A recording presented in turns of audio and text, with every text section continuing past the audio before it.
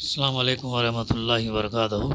اعوذ باللہ من الشیطان الرجیم، بسم اللہ الرحمن الرحیم۔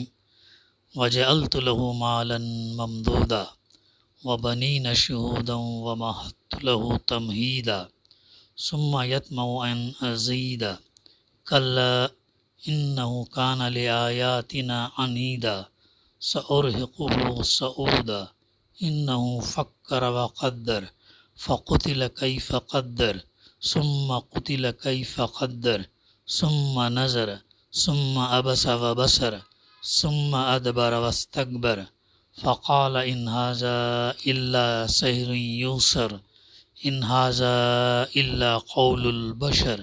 صدق اللہ العلی العظیم۔ رب اشرح لی صدری ویسر لی امری واحلل عقدۃ من لسانی یفقہوا قولی ربی زدنی علما۔ بہت سا مال اس کو دیا، اس کے ساتھ حاضر رہنے والے بیٹے دیے۔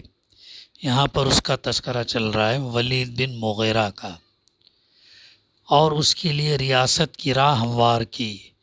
پھر وہ طمع رکھتا ہے کہ میں اسے اور زیادہ دوں، ہرگز نہیں، وہ ہماری آیات سے عناد رکھتا ہے، میں تو اسے عنقریب ایک کٹھن چڑھائی چڑھواؤں گا۔ اس نے سوچا اور کچھ بات بنانے کی کوشش کی تو اللہ کی مار اس پر کیسی بات بنانے کی کوشش کی، ہاں خدا کی مار اس پر کیسی بات بنانے کی کوشش کی۔ پھر یعنی لوگوں کی طرف دیکھا، پھر پیشانی سکیڑی اور منہ بنایا، پھر پلٹا اور تکبر میں پڑ گیا۔ آخرکار بولا کہ یہ کچھ نہیں ہے مگر ایک جادو ہے جو پہلے سے چلا آ رہا ہے، یہ تو ایک انسانی کلام ہے۔ سورہ المدثر کی تفسیر کا سلسلہ الحمدللہ جاری ہے۔ ابتدائی آیات اور اس کی بعد کی آیتوں کا بھی مطالعہ گزشتہ ہمارے سامنے آ چکا ہے۔ یہاں پر اس سے پہلے جو بتایا گیا کہ جب سور میں پھونک مار دی جائے گی تو وہ دن جو ہے بڑا سخت ہوگا کافروں کے لیے، اور ان کے مقابلے میں ایمان لانے والوں کے لیے ہلکا ہوگا۔ چھوڑ دو مجھے اور اس شخص کو جسے میں نے اکیلا پیدا کیا۔ یعنی اس فقرے کے دو مطلب ہو سکتے ہیں، ایک یہ کہ جب میں نے اسے پیدا کیا تھا اس وقت یہ کوئی مال اور اولاد اور وجاہت اور ریاست لے کر پیدا نہیں ہوا تھا۔ یعنی انسان جب دنیا میں آتا ہے تو کچھ بھی ساتھ نہیں لے آتا، نہ مال لاتا، نہ اولاد رہتی ہے، نہ ریاست اور نہ جو ہے اقتدار، کچھ بھی نہیں۔ دوسرا معنی یہ کہ اس کا پیدا کرنے والا اکیلا میں ہی تھا، یعنی اللہ ہی نے اس کو پیدا کیا۔ وہ دوسرے معبود جن کی خدائی قائم رکھنے کے لیے یہ تمہاری دعوت توحید کی مخالفت میں اس قدر سرگرم ہے، اس کو پیدا کرنے میں میرے ساتھ شریک نہ تھے۔ جو لوگ جن کو لوگ اب شریک کرتے ہیں وہ لوگ پیدائش کے وقت جو ہے پیدائش وقت کہیں بھی نہیں تھے، یہ جو ہے بات یہاں پر بتائی جا رہی۔ پھر اس کے بعد فرمایا جا رہا بہت سا مال اس کو دیا، اس کے ساتھ حاضر رہنے والے بیٹے دیے۔ ولید بن مغیرہ کے جو 10-12 لڑکے تھے، جن میں سے حضرت خالد بن ولید رضی اللہ تاریخ میں سب سے زیادہ مشہور ہیں۔ ان بیٹوں کے لیے شہود کا لفظ استعمال کیا گیا جس کے کئی معنی ہو سکتے ہیں۔ ایک یہ کہ ان کو کہیں اپنی روزی کے لیے دوڑ دھوپ اور سفر کرنے کی حاجت پیش نہیں آتی، یعنی اللہ تعالیٰ نے ان کو اتنا مال دیا تھا کہ ان کو نہ نوکری کرنے کی ضرورت پڑتی تھی، نہ تجارت کرنے کی ضرورت پڑتی تھی، بلکہ بیٹھی جگہ ان کو چیزیں مال اتنا تھا کہ وہ استعمال کرتے تھے۔ وہ ان کے گھر کھانے کو اتنا موجود کہ ہر وقت باپ کے پاس موجود اور اس کی مدد کے لیے وہ لوگ حاضر رہتے ہیں۔ دوسرے یہ کہ اس کے سب بیٹے نامور اور بااثر ہیں، تو اللہ تعالیٰ نے یہ نعمت اس کو دی تھی۔ مجلسوں اور محفلوں میں اس کے ساتھ شریک ہوتے ہیں، جو بھی مجلس جو بھی محفل ہوتی اس میں شریک ہوتے ہیں۔ تیسرے یہ کہ وہ اس مرتبے کے لوگ ہیں کہ معاملات میں ان کی شہادت قبول کی جاتی ہے، یعنی اتنا وزن اور اتنی عزت سماج میں معاشرے میں ہے کہ کوئی بھی اگر معاملہ آپسی کسی کا اگر ہو تو ان کی گواہی جو ہے قبول کی جاتی تھی. اتنا ان کے اندر جو ہے نا وہ یہ تھا، پاور تھا، اتنا ان کے اندر عزت تھی، اتنا ان کا احترام تھا، اور اتنا عزت کی نگاہ سے جو ہے لوگ ان کو دیکھتے تھے. تو ظاہر ہے اس شہر کے اندر ان کا دبدبا بہت تھا، ولید بن مغیرہ اور وہ اس کے لڑکوں کا. اب آگے فرمایا جا رہا، اور اس کے لیے ریاست کی راہ ہموار کی، پھر وہ طمع رکھتا ہے کہ میں اسے اور زیادہ دوں. یعنی اس کا ایک تو مطلب یہ ہے کہ اس پر بھی اس کی حرص ختم نہیں ہوئی. کس کی؟ اشارہ ولید بن مغیرہ کے، جس نے کانفرنس بلایا تھا نا کہ حج آنے سے پہلے ہم جو ہیں اللہ کے رسول صلی اللہ علیہ وسلم کے پیغام کو روکنے کے لیے ہمیں کچھ نہ کچھ جو ہے ان کو نام دینا چاہیے. ہاں، تو کوئی کہا کاہن، مجنون، شاعر، وہ سب چیزوں کو رد کیا گیا تھا. کس چیز پر اقرار ہوا؟ جادوگر. جادوگر جادوگر کس لیے؟ کہ خاندانوں کے اندر جو ہے بٹوارے ہو رہے، بھائی بھائی میں تفرقہ ہو رہا، شوہر بیوی میں تفرقہ ہو رہا، ایمان کی بنیاد پر الگ ہو رہے، تو ان معنوں میں وہ جادوگر ہیں. تب یہاں پر اس کا ایک مطلب یہ کہ اس کی اتنا ملنے کے باوجود، ریاست، اقتدار، مال، اولاد، یہ سب ملنے کے باوجود بھی حرص اس کی ختم نہیں ہوئی. وہ بس اسی فکر میں لگا ہوا کہ اسے دنیا بھر کی نعمتیں عطا کر دی جائیں، دنیا بھر کی نعمتیں جو ہے مل جائیں، اور ساری مجھے ملے، کسی کو نہیں ملے. ایسا انسان کی سوچ ہوتی ہے. حسد اس لیے بھی انسان کرتا ہے کہ ان کو جو ملے وہ مجھے مل جائے اور ان کو نہ ملے، ایسا رہتا. یہ کرنا گناہ ہے، صحیح نہیں ہے، اسلام کی اس میں جو ہے صحیح نہیں ہے. تو ایسی یہ ہوتی ہے کہ دنیا بھر کی نعمتیں عطا کر دی جائیں. دوسرا مطلب حضرت حسن بصری رحمۃ اللہ اور بعض دوسرے بزرگوں نے یہ بیان کیا کہ وہ کہا کرتا تھا کہ اگر واقعی محمد صلی اللہ علیہ وسلم کا یہ بیان سچا ہے کہ مرنے کے بعد کوئی دوسری زندگی ہے اور اس میں کوئی جنت بھی ہوگی، تو وہ جنت میرے ہی لیے بنائی گئی ہے. تو سرداران مکہ کا کیا تھا؟ سرداران مکہ یہ کہتے تھے، ان کا ایک لاجک یہ تھا کہ جب اللہ نے ہم کو یہاں پر سردار بنا کر بھیجا مکے میں، اللہ نے ہم کو بہت سا مال سونا دیا، اللہ نے ہم کو اولاد دی، اللہ نے ہم کو حکومت دی، سرداری دی، تو پھر ظاہر ہے اللہ خوش ہے کر کے تو دیا نا ہم کو. ایسا تھا ان کا سوچ. اللہ ہم سے خوش ہے کر کے تو دیا، اور پھر ناخوش ہے کر کے تو اللہ کے رسول صلی اللہ علیہ وسلم کے پاس نعوذ باللہ کچھ بھی نہیں.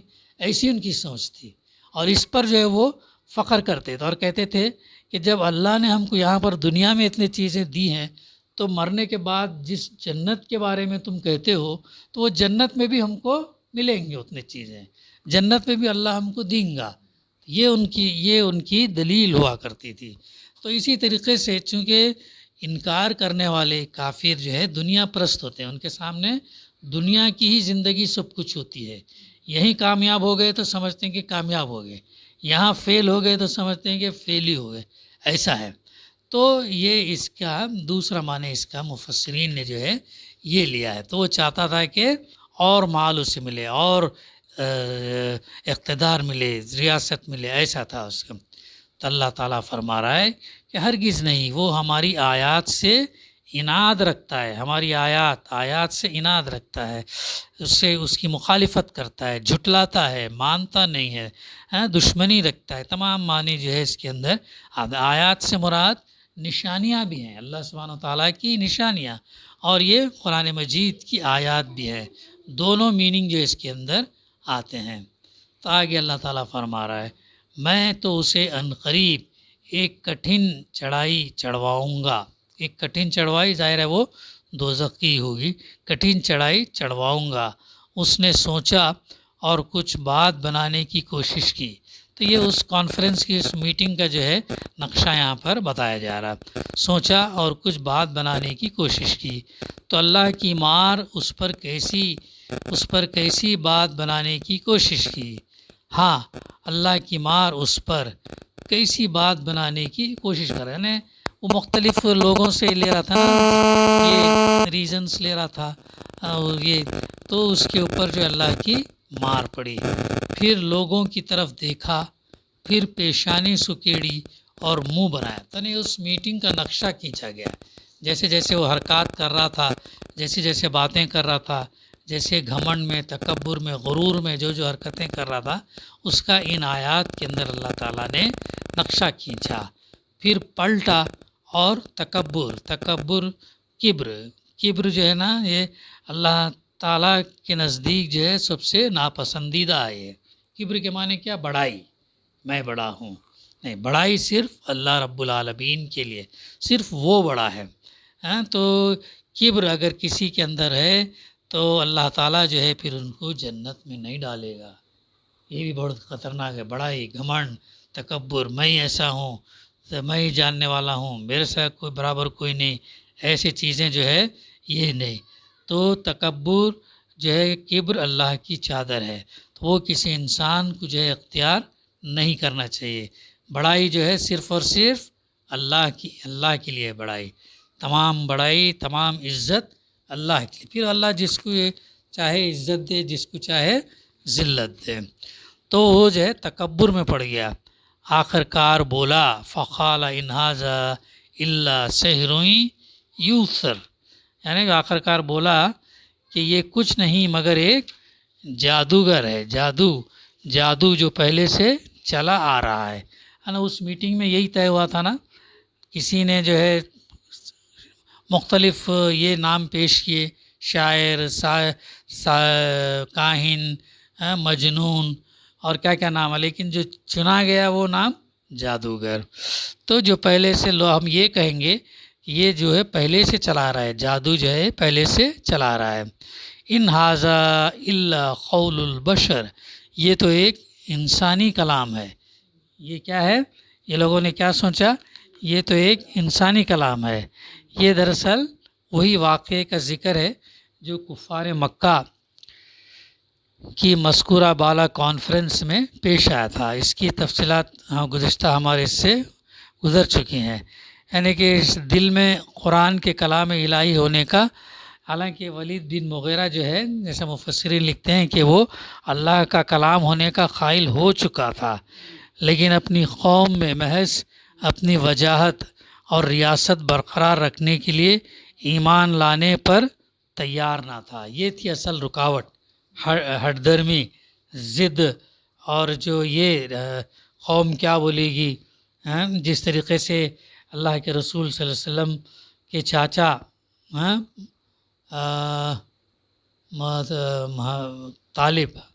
ابو طالب جو ہے آخری وقت میں بھی ایمان نہیں لائے، حالانکہ 40 سال تک ساتھ میں رہے، سب دیکھے کرے، یہ سب پورا کوآپریٹ کرے، مدد کرے، کفالت کرے، سب کرے، لیکن ایمان نہیں لائے.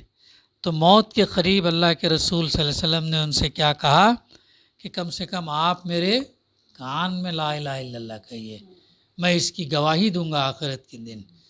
تو ابو طالب بولے کہ نہیں، اگر میں تمہاری بات مان لوں گا تو پھر لوگ کہیں گے، یہ آتا مسئلہ، لوگ کہیں گے کہ چاچا جو ہے اپنے بھتیجے کی باتوں میں آ کر آبائی دین کو چھوڑ کر نیا دین قبول کر لیا، لوگ یہ بات کہیں گے. تو اس لیے انہوں نے کفر کی اس میں ہی ان کا انتقال ہوا. تو اللہ کے رسول صلی اللہ علیہ وسلم بہت غمزدہ اور رنجیدہ ہوئے، بہت افسوس ہوا، کیونکہ 40 سال تک کرے نا پوری کفالت. آپ کی عمر جب 50 سال کی تھی تب ان کا انتقال ہوا، اور تقریباً 10 سال کے تھے جب سے 50 سال تک آپ نے ان کی کفالت کی، سپورٹ کیا، یہاں تک کہ کفار مکہ نے بائیکاٹ کیا تو بائیکاٹ میں بھی آپ کے ساتھ رہے، لیکن کلمہ نہیں پڑھے، دین اسلام پر نہیں آئے. پورا یہ کرتے، ظاہر ہے کتنا اٹیچمنٹ نہیں رہا ہوگا. اس کے مقابلے میں وہی بی بی خدیجہ رضی اللہ تھی، جیسا ہی غار ہرا سے آئے ویسے ہی ایمان لے کر آئیں وہ اتنا سوبن. تو اللہ کے رسول صلی اللہ علیہ وسلم بہت غمزدہ ہوئے، بہت افسوس ہوا. تو اللہ تعالیٰ وہاں پر پھر ایک آیت اتاری کہ اے نبی صلی اللہ علیہ وسلم، ہدایت دینا تمہارا کام نہیں، ہدایت دینا اللہ کے ذمہ ہے، اللہ کے ذمہ ہے۔ تمہارا کام بات پہنچا دینا، بات بتا دینا، زبردستی بھی نہیں، بات بتا دینا، پہنچا دینا۔ ہدایت ہم دیں گے، یہ دیں گے۔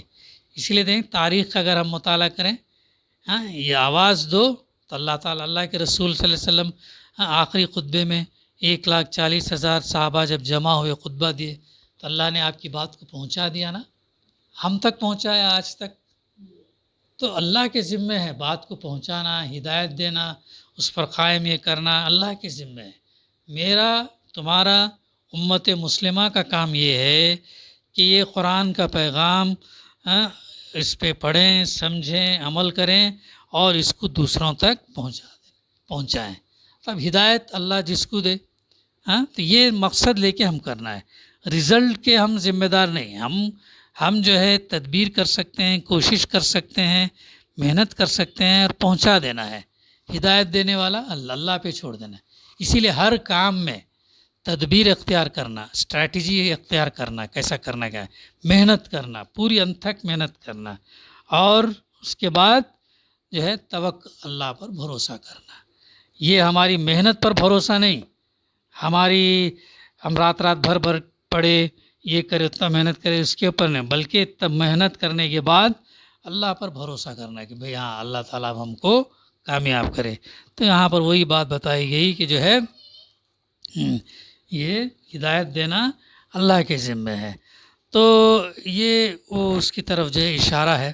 یہ تو دراصل ایک انسانی کلام ہے کہتے تھے، اس طریقے پر جو ہے ان کی اللہ سبحانہ تعالیٰ نے ان کے جوابات اور اس کا نقشہ یہاں پر کھینچ کر بتایا ہے۔ بقیہ انشاءاللہ آئندہ ہم اس کا سلسلہ جاری رکھیں گے۔